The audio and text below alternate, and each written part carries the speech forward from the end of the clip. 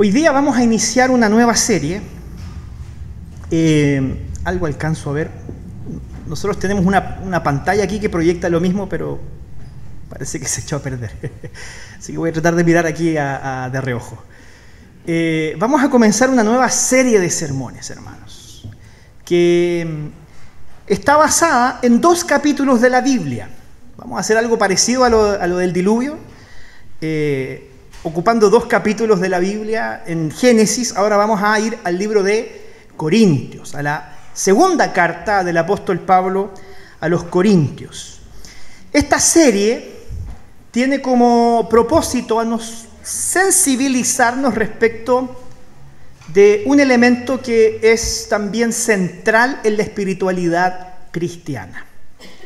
Porque si usted alcanza a ver allí, como subtítulo de esta serie de sermones, hemos querido transmitir la idea de que no podemos servir a 2 señores.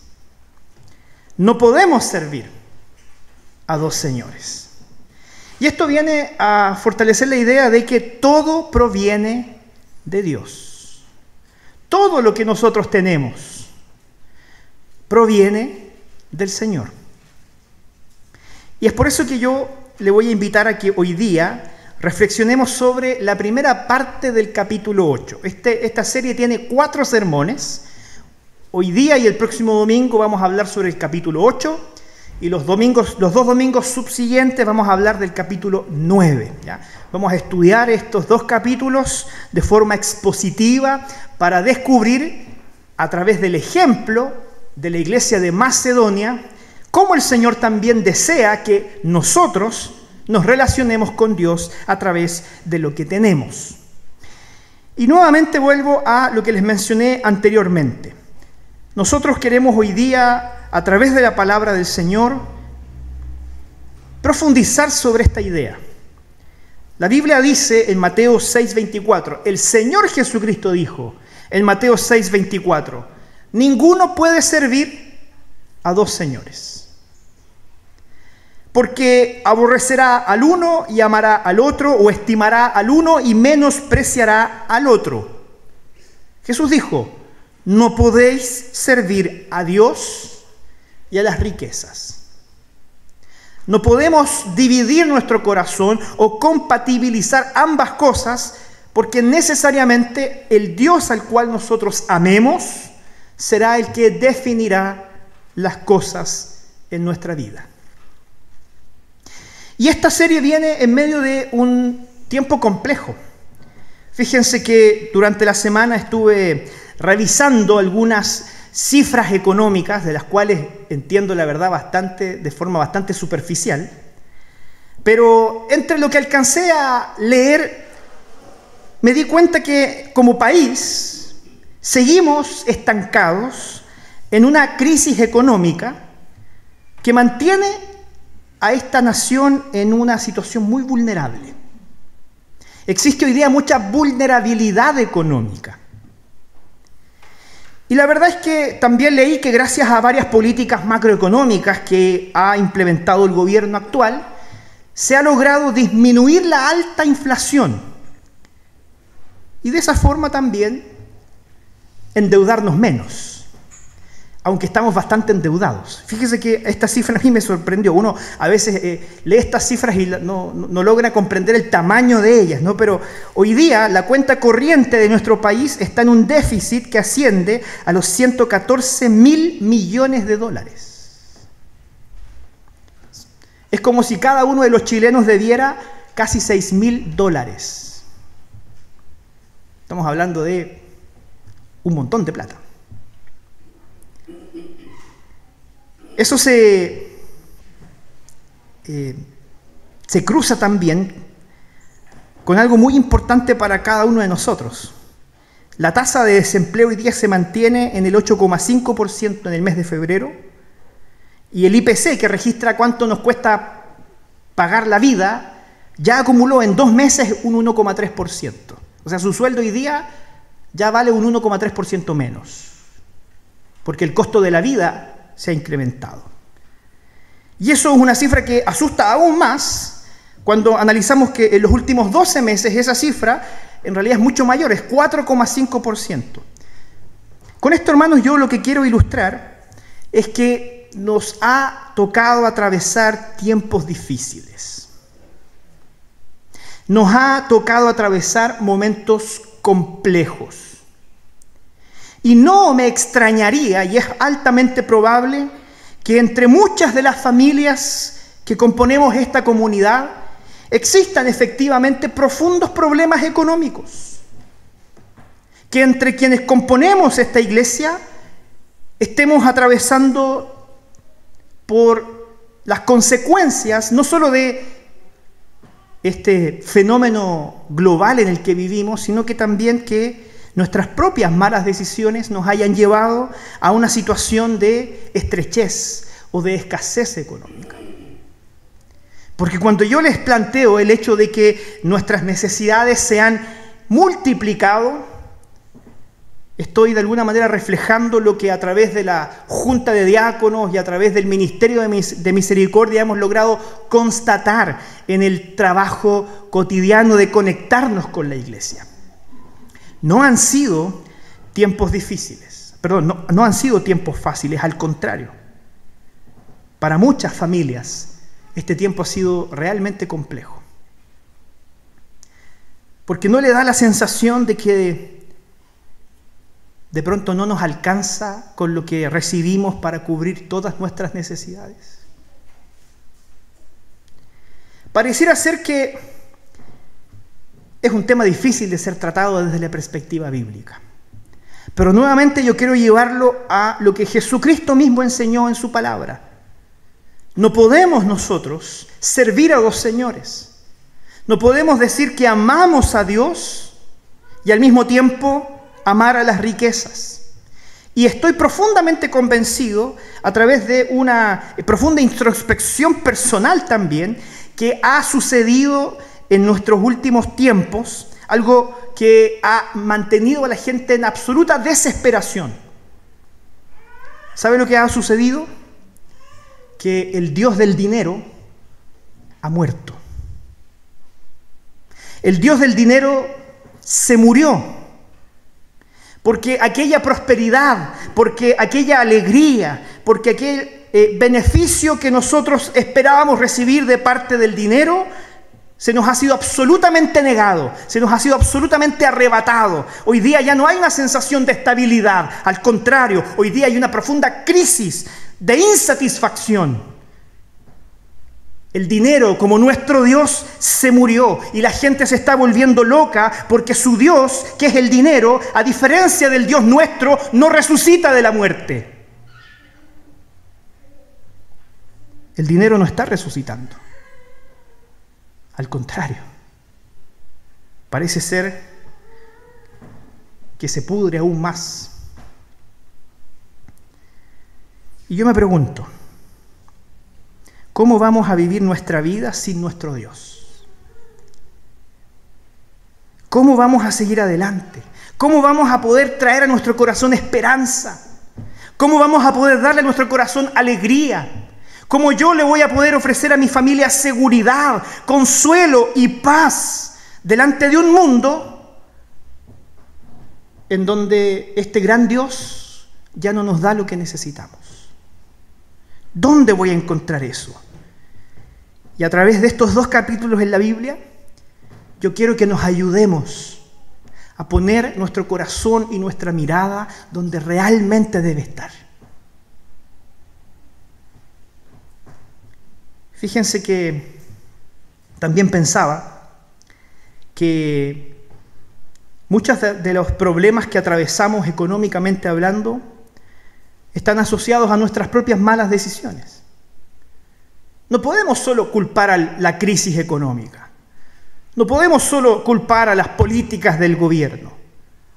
Hay situaciones que dependen de nosotros que no hemos sabido llevar. Hay situaciones que no hemos sabido administrar y eso nos ha traído aún más problemas. Entonces, delante de esa indisciplina financiera que trae consecuencias a nuestra vida, el apóstol Pablo nos va a enseñar importantes lecciones a través del ejemplo de una iglesia que era las iglesias de Macedonia. Se las voy a mostrar a continuación. El apóstol Pablo toma como ejemplo a la iglesia de Macedonia y le presenta el ejemplo de la iglesia de Macedonia a la iglesia de Corinto. La iglesia de Corinto era muy parecida a nosotros, ¿no? Estaba bastante indisciplinada espiritualmente. Y el apóstol Pablo les escribe para que aquellas cosas que estaban en desorden sean por ellos ordenadas. Y es por eso que a través de estos 2 capítulos el apóstol Pablo pone su enfoque en la correcta administración financiera, teniendo como principio central la generosidad. La generosidad de la iglesia en Macedonia.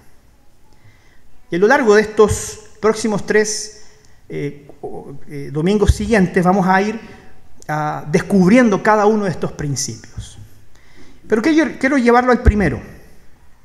El apóstol Pablo, en primer lugar, dice que la generosidad revela la gracia de Dios. La generosidad revela la gracia de Dios. Y voy a leer la primera parte de este capítulo 8 de Segunda de Corintios, que me parece que está... Sí, ya. Dice así: asimismo, hermanos, os hacemos saber la gracia de Dios que se ha dado a las iglesias de Macedonia, que en grande prueba de tribulación, la abundancia de su gozo y su profunda pobreza abundaron en riquezas de su generosidad. Pues doy testimonio de que con agrado han dado conforme a sus fuerzas y aún más allá de sus fuerzas. Y el verso 4 dice: pidiéndonos con muchos ruegos que les concediésemos el privilegio de participar en este servicio para los santos. Y no como lo esperábamos, sino que asimismo se dieron primeramente al Señor y luego a nosotros por la voluntad de Dios. De manera que exhortamos a Tito para que tal como comenzó antes, asimismo acabe también entre vosotros esta obra de gracia. En estos versos bíblicos, cuando la Biblia habla, y lo dice en varias ocasiones, de esta gracia de Dios, se está refiriendo a una gracia financiera. Se está refiriendo a cómo la gracia de Dios en ellos se materializa a través de generosas aportes y ofrendas para el trabajo y la extensión del reino de los cielos. Entonces, el dinero, queridos hermanos, es una de las formas en que demostramos que le pertenecemos a Jesús. Jesús, de hecho, en su propio discurso, utilizó un importante porcentaje de sus enseñanzas para advertirle a las personas los peligros que existen en amar el dinero por encima de todas las cosas. Así que el apóstol Pablo exhorta a la iglesia de Corinto a que aprenda de las iglesias de Macedonia. Y yo les traje un mapa para que nosotros más o menos entendamos en dónde estamos ubicados. La iglesia de Corinto está en la península griega, abajo, ¿no? Creo que es cerca de un número 22, no lo alcanzo a ver acá, pero sí, el 22. En el 22 abajo está Corinto, ¿no? Ellos estaban al sur de la península griega. Las iglesias de Macedonia estaban arriba y eran compuestas por varias iglesias. Ahí estaba Filipos, estaba Colosas, estaba Tesalónica, ¿ya? Esas iglesias estaban al norte de Grecia, en la región de Acaya.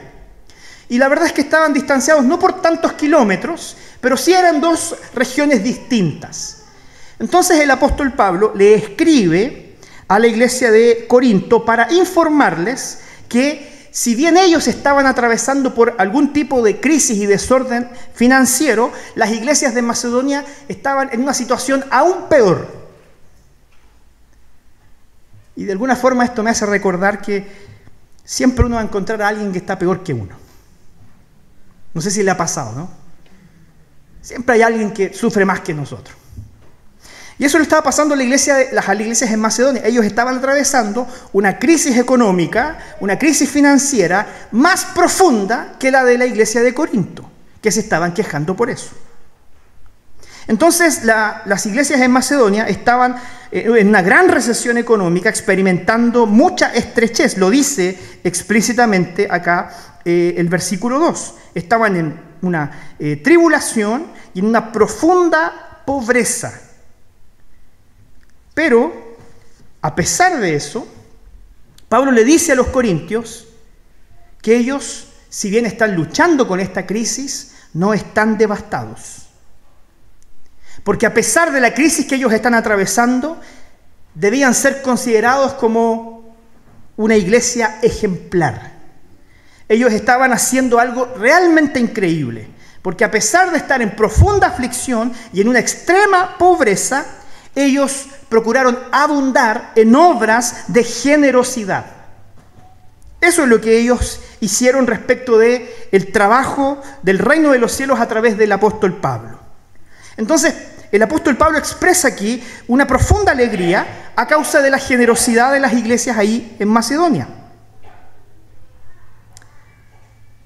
Y aquí es donde yo quiero tratar de aterrizar esto a nuestra realidad. Porque si tu alegría está en las cosas que el dinero te puede dar, cuando ese Dios que es el dinero sea crucificado, cuando ese Dios se muera y tú veas que no hay signos de vida en él, toda tu alegría y toda tu esperanza se morirán también junto con él. No habrán razones para alegrarnos ni ser generosos si nuestro Dios, que es el dinero, está muerto. Pero si realmente nosotros escuchamos a las palabras de Jesús y ponemos nuestra mirada en Cristo y hacemos de Él nuestro Dios, entonces descubriremos que poniendo nuestra mirada en Él, realmente encontraremos una fuente inagotable de alegría. Y podremos disfrutar de una sincera generosidad, incluso en medio de nuestra estrechez. Incluso en medio de la escasez, podremos vivir una vida de alegría y generosidad. Porque como les dije anteriormente, siempre vamos a encontrar a alguien que va a estar peor que nosotros. Lo que Pablo le está diciendo a la iglesia de Corinto es lo siguiente: ustedes no tienen una visión correcta acerca del dinero. Ustedes no tienen una visión bíblica del dinero. La forma en que ustedes usan el dinero no está orientada al Evangelio, no está centrada en Jesús. Y quiero explicarle esto en base a lo que ocurría en aquella época culturalmente. ¿Por qué? Porque en aquella época ellos carecían de dos cosas que tal vez hoy día nosotros tenemos. La primera de ellas es que hoy día, si usted necesita dinero o suplir alguna necesidad, puede ir a alguna institución financiera, algún banco, alguna caja de compensación, alguna cooperativa, y poder pedir un préstamo. Pagar ese préstamo en varias cuotas y así poder salir de su apuro económico con un contrato en donde usted sabe cuáles son las condiciones del pago, cuáles son los intereses que le serán cobrados, etcétera, etcétera, etcétera. Y además de eso, hoy día existen también muchos programas gubernamentales que están orientados a suplir las necesidades de aquellos que son socialmente más vulnerables. Y existe una escala social en donde hay distintos programas orientados a distintas personas que están estratificadas en vulnerabilidad. Así que son muchas las personas que pueden acceder a servicios sociales que se pagan mediante los impuestos de los contribuyentes para así aliviar sus cargas financieras. Entonces hoy día nosotros tenemos un sector privado y un sector público que ofrece ayuda y garantías para las personas en su necesidad. Bueno, eso que nosotros tenemos hoy día, en aquella época no existía. ¿Sabe lo que pasaba en aquella época? Si usted caía en desgracia, no habían bancos a los cuales acudir, y mucho menos el Imperio Romano le prestaría plata. Al contrario, le va a cobrar impuestos. Así que lo que hacía la gente es que buscaba a alguien que tuviera dinero. Iban donde las familias ricas y a través de un proceso sumamente humillante buscaban que ellos fueran sus benefactores. Les pedían: ayúdame con mi situación. Y habían efectivamente muchas familias adineradas que estaban dispuestas a establecer un contrato con las personas que necesitaban ayuda. Yo te doy lo que tú necesitas a cambio de, y presten mucha atención, a cambio de que tú puedas hablar bien de mí. A cambio de que tú puedas, donde vayas, destacar la generosidad y la bondad de aquel que te ha ayudado financieramente. Entonces, fíjense, se establecía una relación de el benefactor con el beneficiado absolutamente vertical. El benefactor estaba en una posición de autoridad encima del beneficiado, en donde se le exigía y se le demandaba que esa persona también no solo le devolviera eventualmente el dinero, sino que también le rindiera pleitesía, le honrara. Y esto es muy curioso, porque cuando hablamos de que el dinero se transforma en nuestro Dios, hablamos precisamente de eso, de actos de servicio. De alguna forma ellos que ostentaban el poder económico buscaban ser glorificados por causa de su generosidad aparente en ayudar a aquellos que lo necesitaban. Y Pablo le dice a la iglesia de Corinto: yo no quiero tener ese tipo de relación con ustedes. Ustedes tienen su brújula moral tan extraviada que si yo acaso recibiera de parte de ustedes alguna ayuda, estoy seguro que ustedes tendrían esa actitud infame conmigo. Si yo recibiera el dinero que ustedes me envían desde Corinto, estoy seguro que yo pasaría a ser para ustedes un siervo, un esclavo. Y el día de mañana yo no podría predicar con libertad porque ustedes, y disculpen que lo diga de esta manera, entienden que quien pone el dinero, pone la música. Y Pablo no quería esa relación con los hermanos de Corinto. Él no quería que ellos vieran que él, por causa de recibir su donativo, pasaba a ser ahora alguien que debía rendirles pleitesía, que debía glorificarles por ser benefactores. Así que Pablo hizo algo muy sencillo. Él dijo: yo tengo 2 manos bien buenas para el trabajo, y se puso a trabajar y no aceptó el dinero de Corinto. No aceptó el dinero que ellos le querían enviar. Y tampoco le dice junto con ello que por tanto no deben tratar así también a los hermanos de sus otras iglesias. Porque aquellos hermanos suyos que están en las iglesias de Macedonia pueden ser más pobres que ustedes. Pero vaya que son bastante más justos que ustedes, porque han puesto su mirada en aquello que es verdadero y no han sido engañados por las riquezas que son temporales. Los hermanos de la iglesia en Corinto estaban en una posición de superioridad, llenos de su propio orgullo, despreciando a los demás, despreciando a aquellos que no atravesaban la misma suerte que ellos. Entonces, ¿por qué yo quiero traer esto a colación? Porque la Biblia nos enseña a través del apóstol Pablo que la generosidad revela la gracia de Dios, porque todo, absolutamente todo, proviene de Dios. ¿Saben lo que Pablo quería enfatizarle a la iglesia de Corinto? Que Dios es el benefactor.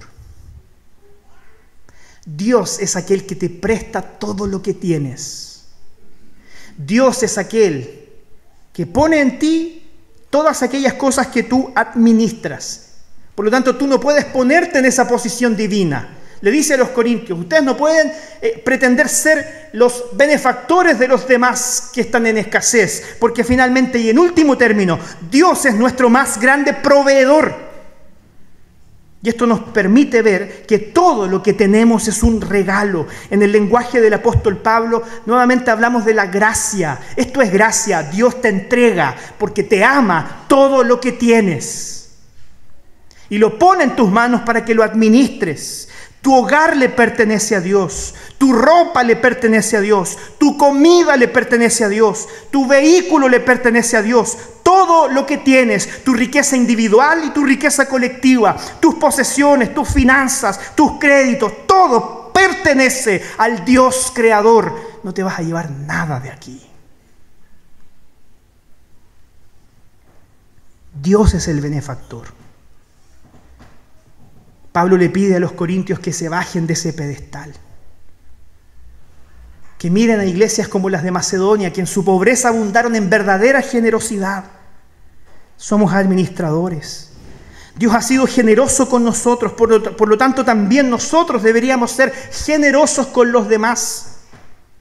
Dios ha sido amable con nosotros y de la misma forma, para expresar realmente el Evangelio, deberíamos ser amables con las demás personas.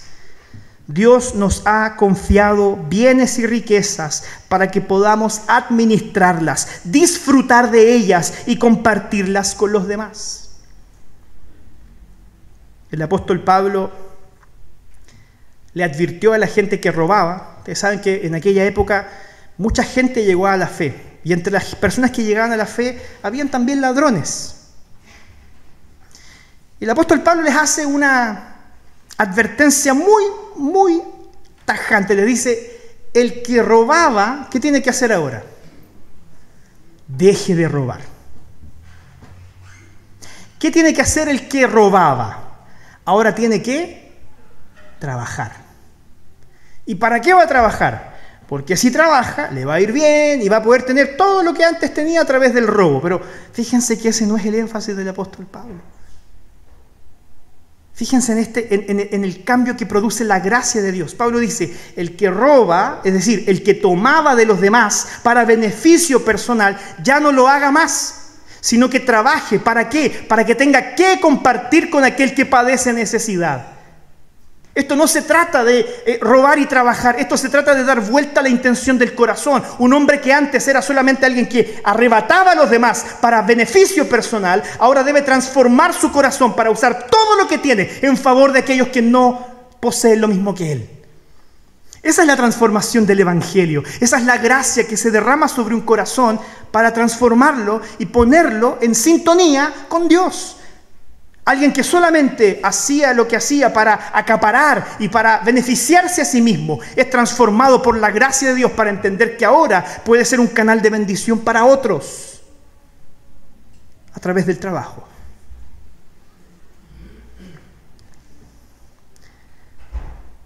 Porque Dios es muy generoso. Y Dios quiere hoy día que entiendas que todo lo que tienes le pertenece a Él, para que te puedas unir a Él, de tal forma que abundes en obras de generosidad. ¿Quiénes entendieron esto? Las iglesias de Macedonia. Los macedonios entendieron cuál era la posición que debía tener para ellos el dinero. Y el apóstol Pablo toma el ejemplo de ellos y le dice a los corintios, por favor, esto que ustedes no están haciendo bien, transfórmenlo. Porque sólo así ustedes podrán revelar verdaderamente la gracia de Dios.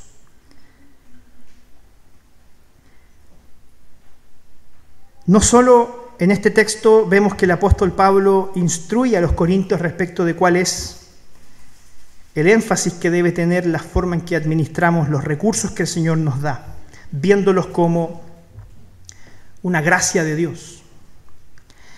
En segundo lugar, nos dice que la generosidad es un don espiritual. Voy a detenerme aquí un momento. Usted sabe que todos los creyentes tienen dones espirituales. La lista de dones espirituales están reveladas por el propio Señor en varios capítulos de la Biblia. Entonces, en el capítulo 8 que estamos leyendo, el verso 7, el apóstol Pablo le dice a los corintios, por tanto, como en todo abundáis, en fe, en palabra, en ciencia, en solicitud, como dice, ustedes abundan en hartas cosas, en vuestro amor para con nosotros, dice, también abundad en esta gracia. Y cuando se refiere a esta gracia, se refiere a la capacidad de tener una perspectiva correcta del dinero para ser generosos y no para creerse solamente benefactores. Entonces, el apóstol Pablo está diciendo, ustedes son una iglesia llena de dones. Tienen muchos dones. Hay hermanos que entre ustedes tienen el don de la fe. Hay hermanos que tienen ustedes el don de la exhortación. Hay hermanos entre ustedes que tienen el don del conocimiento. Pero hay algo que está faltando. Hay ahí un elemento en el cual ustedes están cojeando como iglesia. Y es del cual ustedes también deben ocuparse. Si nosotros vamos a lo que dice Romanos 12, que es uno de los capítulos que muestra cuáles son los dones espirituales. El verso 8 está dentro del contexto de un texto que relata todos los dones, y aquí dice, el que exhorta es la exhortación. Y aquí yo destaqué esto, el que reparte debe hacerlo con liberalidad. Este es el don espiritual de ser generoso. Este es el don espiritual de compartir libremente con otros de lo que tenemos. Después añade, el que preside, ¿cierto? El que tiene el don de liderazgo, hágalo con solicitud. El que tiene el don de misericordia, que lo haga con alegría. Es decir, la Biblia nos dice que Dios ha dotado a la iglesia de creyentes que tienen una serie de dones, que son multiformes. ¿Para qué? Para que la iglesia sea fortalecida en todas sus áreas.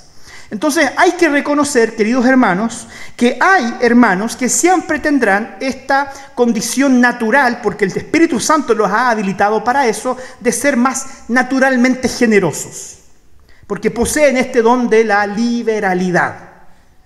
Y de hecho son personas que siempre están buscando necesidades que satisfacer. Son personas que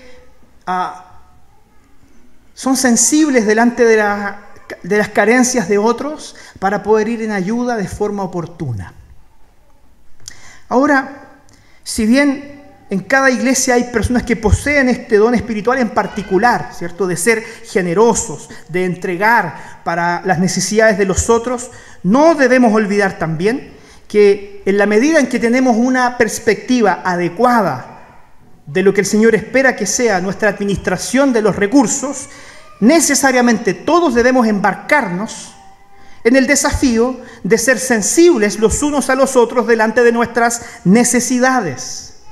Y es aquí donde es muy importante ejercitar algo que es esencial para llevar a cabo esta labor de forma consciente, que usted pueda sensibilizar su corazón a su prójimo.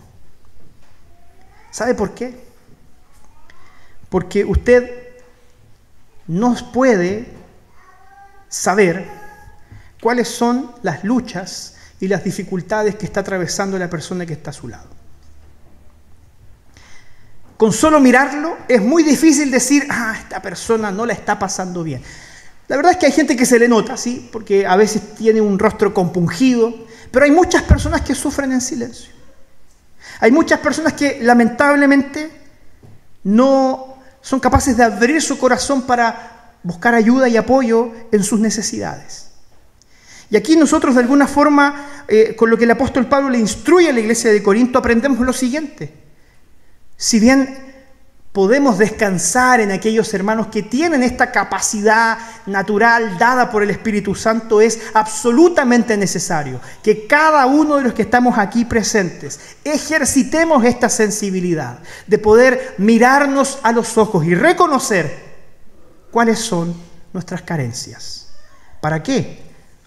Precisamente para el propósito que anteriormente anuncié a través de lo que Pablo dijo, para que podamos compartir de lo que el Señor nos ha dado con aquellos que padecen necesidad. Ahora, lo que sucede muchas veces es lo contrario. Porque cuando vienen momentos de dificultad, de estrechez o de crisis económica como la que probablemente muchos de nosotros estamos atravesando, inmediatamente lo que disminuye es la generosidad. Cuando el Dios del dinero muere, la gente se vuelve menos generosa. Y la conclusión es la siguiente: tú amarás al dinero y usarás a las personas, o amarás a las personas y usarás el dinero para bendecirlas. El Señor con lo que Él enseña en los evangelios es muy claro, no hay términos medios delante de esto. No es que usted pueda tener una posición intermedia. Dice, o amas el dinero y usas a la gente, o usas a la gente, o amas a la gente y usas el dinero para bendecirlas. Fíjense que como creyentes tenemos la maravillosa oportunidad de amar de forma concreta, de amar de formas tangibles, no solo con apoyo espiritual, no solo con oración, no solo con contención espiritual y emocional, que es muy necesaria, sino también con aquello que el Señor nos ha dado. Porque cuando reconocemos que la gente tiene necesidades, tú tienes la oportunidad de manifestar el amor, de ejercitar el amor de Jesús en ellas. Eso claramente es algo que el Espíritu Santo nos da.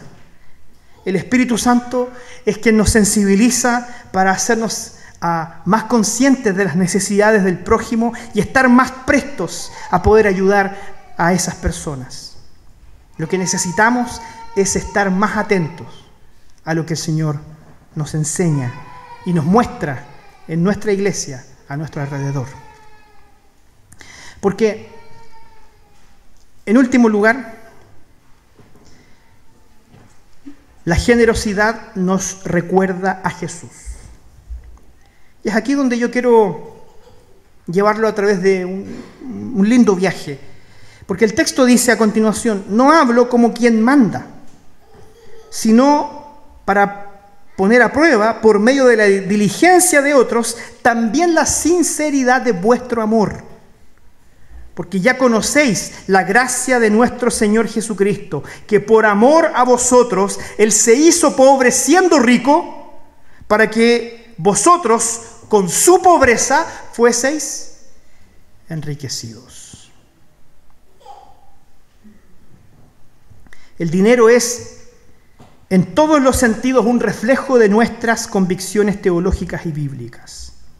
Si dices, creo que Jesucristo murió en la cruz por tus pecados, entonces necesariamente, cuando alguien te pregunta, ¿y qué tan generoso eres? Si tú dices que poco, es porque tal vez no estás realmente practicando tu fe. Porque si crees que nuestro Dios es generoso, entonces también tú deberías ser generoso. Si tú crees que Dios es alguien que da, entonces tú deberías ser alguien que da. Si crees que Dios es un Dios que está dispuesto a ayudar a las personas, entonces tú deberías ser alguien más dispuesto a ayudar a las personas. Y fíjense que esto no debe ser entendido como un deber social. Esto es un deber espiritual, porque debemos tratar a los otros así como Dios nos ha tratado a nosotros. Trato a los otros así como Dios me ha tratado a mí. Esto es lo que nosotros vemos en Jesús. Jesús es alguien que vivió eternamente en el cielo, y la Biblia dice de forma muy clara que Él estaba sentado en un trono, rodeado de sus ángeles que le adoraban de día y de noche, dando glorias a su nombre. A nuestro Salvador nunca le faltó nada. Él no fue alguien que vivió nunca en déficit o con algún tipo de necesidad. Nuestro gran Dios y nuestro Salvador, Él lo que hizo fue salir del cielo, salir de ese estado de confort, de gloria y de absoluta estabilidad, para venir a este mundo a nacer humildemente. Él quiso entrar en la historia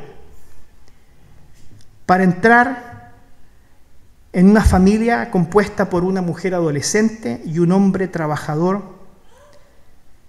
que no nació en un palacio, que no nació en un lugar cómodo, sino que en un establo rodeado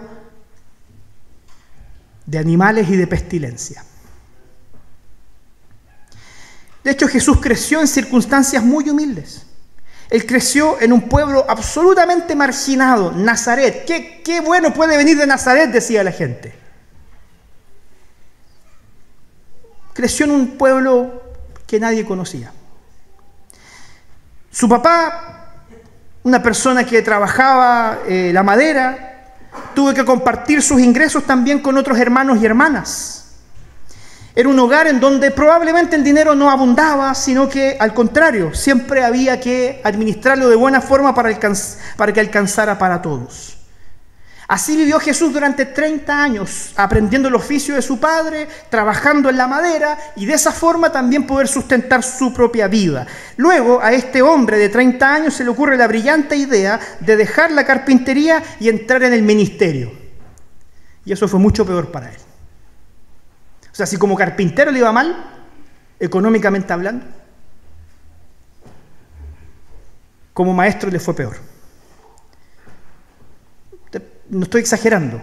Cuando a Jesús le tocó pagar impuestos, envió a uno de sus discípulos a pescar en el lago, sacar una moneda que estaba en la boca de un pez y con eso pagar los impuestos. Jesús le advirtió muchas veces a las personas que buscaban seguirle: ¿estás seguro que quieres seguirme? Yo esta noche no tengo dónde recostar mi cabeza. No tengo hogar. No tengo nada de riquezas que ofrecerte. Y aún así, vemos nosotros que nuestro Señor fue sumamente generoso para compartir con los demás. Incluso haciendo uso de su propia autoridad como Hijo de Dios para multiplicar una cena a fin de que todas aquellas personas que le habían seguido y que estaban hambrientas lograran también saciar su hambre con un poco de pan y algunos pescados. ¿Usted cree que Jesús fue generoso? Él fue generoso al convertirse en un ser humano. Él fue generoso al voluntariamente vivir en pobreza. Él fue generoso en querer ir a la cruz, sufrir y morir para pagar nuestra deuda del pecado con Dios. Esa es una actitud realmente generosa. 3 días después, nosotros sabemos que Él se levantó de la muerte, conquistó el pecado para darnos el generoso regalo de la vida eterna.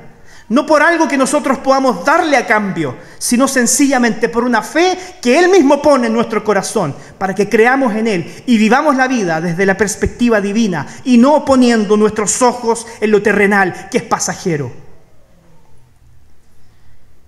El Señor nos dio como regalo al Espíritu Santo. Jesús ciertamente es el hombre más generoso que ha pisado la faz de la tierra. Porque su mayor don fue entregarse a sí mismo. Su mayor regalo fue darse a sí mismo como sustituto y sacrificio en la cruz y así pagar nuestra deuda. Tenemos un Salvador generoso. Pon atención. Tienes un Salvador generoso. Tienes un Salvador que es amable. Tienes un Salvador que es alguien que da, que entrega, que se dona a las demás personas. Y eso es aquello que distingue a Jesús de todos los otros falsos dioses que existen. Todos los otros dioses son dioses que piden. Que piden, que piden y que piden. Todos los dioses falsos son consumidores. Jesús es alguien que da. Por eso Él es el Dios verdadero. Y así, cuando somos generosos, nos recordamos también a nosotros mismos y también les recordamos a los demás la generosidad de nuestro gran Dios, la generosidad de nuestro Salvador, el Señor Jesucristo. Por lo tanto, el ser generosos no es meramente un acto de administración financiera, es la predicación misma del Evangelio. La generosidad es el Evangelio en sí mismo, porque finalmente nuestro problema no es administrativo, nuestro problema no es financiero, nuestro problema es espiritual. Y el único que puede realmente hacer la diferencia en nuestro corazón es nuestro Dios. Él puede sanar aquello que no ha estado bien en nosotros. Y eso fue lo que el apóstol Pablo le pidió a la iglesia de Corinto. Que en aquellos dones espirituales donde ellos estaban fallando, que aquella tergiversada visión que tenían del dinero al ellos establecerse a sí mismos como benefactores, menospreciando a los demás, cambiara. Que su corazón fuera transformado para que predicaran el Evangelio con sinceridad en sus corazones. Para que ellos reconocieran, así como debemos reconocer nosotros hoy día, que todo proviene del Señor. Queridos hermanos, esta verdad que hemos aprendido hoy día es fundamental, porque sobre ella vamos a construir los próximos principios que vamos a aprender las semanas que vienen. No se olvide, todo proviene de Dios. Todo lo que tú tienes, Dios te lo dio, porque Él es un Dios que da. Da de forma tan profunda que envió a su propio Hijo Jesucristo, para que a través de Él tú tuvieses vida, salvación y perdón. Nuestro Dios es alguien que da. Y tú y yo debemos ser hoy día un reflejo de ese Dios que da, para que ese evangelio pueda también ser predicado con acciones a aquellas personas que no lo conocen. Te dejo con 3 cosas para que pensemos y practiquemos.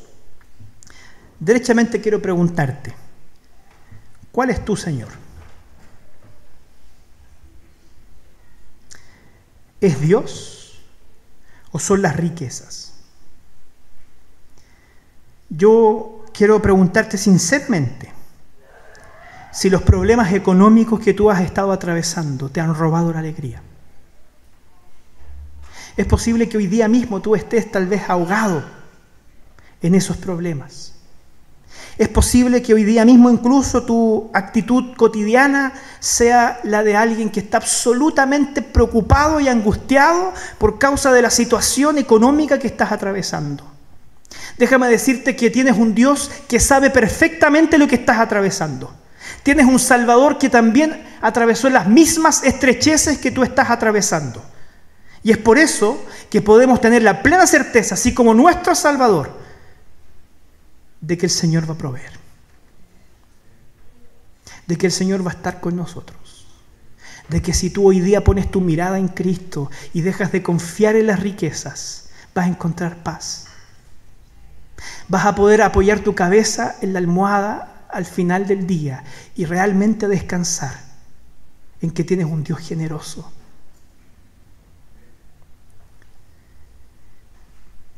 Segundo, ¿estás siendo sensible a las oportunidades que Dios te da para dar? Recuerda que ser generosos estimula en nosotros el amor. Y no hay nada más necesario para nosotros hoy día que el amor, porque nos permite vivir el Evangelio de forma verdadera. Recuerda, esto no es meramente un problema financiero. Aquí está el Evangelio de por medio. Dios fue el primero en dar. Y es Dios también hoy día quien nos invita a cambiar esta mentalidad. En tercer lugar, quiero pedirte que medites en la profundidad del regalo de Dios en Cristo Jesús. Tú estabas en la bancarrota espiritual. Tú no merecías absolutamente nada. Tu destino era solo la muerte. Tu destino eran las tinieblas, la oscuridad. Nuestro destino era el infierno. Y nuestro Dios se manifestó y se levantó en medio de las tinieblas para mostrarnos la luz en Cristo Jesús. Para que poniendo nuestros ojos en Él, ese destino que estaba marcado para ti y para mí, que eran las tinieblas y la muerte, fuese reemplazado por un destino de abundancia. Y déjame decirte algo que a mí me conmueve profundamente. La Biblia dice que cuando estemos en la presencia de Dios en su reino, las calles van a estar hechas de oro. ¿Y sabes lo que significa eso? Yo siempre me pregunté qué quiere decir el Señor con eso. ¿Será que realmente las aceras van a ser brillantes? ¿Y sabes lo que realmente quiere decir eso? Que en el reino de los cielos el dinero va a estar botado en la calle. Aquello que tú tanto anhelas, Aquello por lo que te afanas cada día en el reino de los cielos va a estar tirado en la calle. Por lo tanto, no abraces eso hoy día, porque el dinero no te va a salvar. Abraza por la fe a Cristo Jesús. Abraza por la fe a tu Salvador, porque Él promete que nada te faltará. Nada te faltará. Que el Señor te bendiga. Oremos. Padre Celestial, en tu palabra tú no rehuyes ningún tema. En tu palabra, Señor, tú muestras que nos conoces mejor que nosotros a nosotros mismos. Y tú sabes, Señor, que el dinero ha sido un problema para nosotros. Tú sabes, Señor, que el dinero ha sido un ídolo en mi corazón. Tú sabes, Señor, que el dinero, porque lo amamos más que a ti, nos ha traído más problemas que soluciones. Y hoy día queremos pedirte perdón, Señor. Queremos pedirte perdón por no expresar de forma real esa visión que tú nos entregas a través de tu palabra, que está asociada precisamente a la generosidad.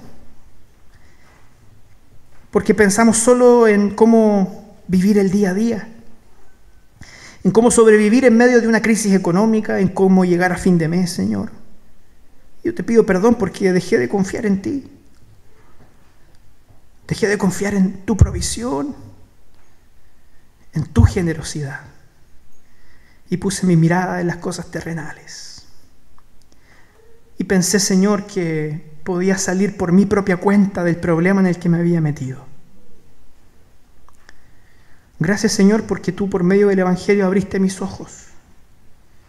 Gracias, Señor, porque me diste a entender que tú cuidarías de mi vida. Y que si pongo mi fe y mi confianza solo en ti, nada me faltará. Te pido, Padre, que todos mis hermanos hoy día que han vivido afanados por causa de esto, puedan hoy día encontrar en ti reposo. Que ellos salgan de aquí, Señor, confiados en que si realmente transformamos nuestra visión, tú, Señor, sabrás también hacernos vivir con paz y con esperanza estos tiempos difíciles que atravesamos, Señor. Bendice a tu pueblo, a tu iglesia y a cada una de las familias que está aquí representada, Señor. Te lo pido en el nombre de nuestro generoso Salvador Jesús. Amén.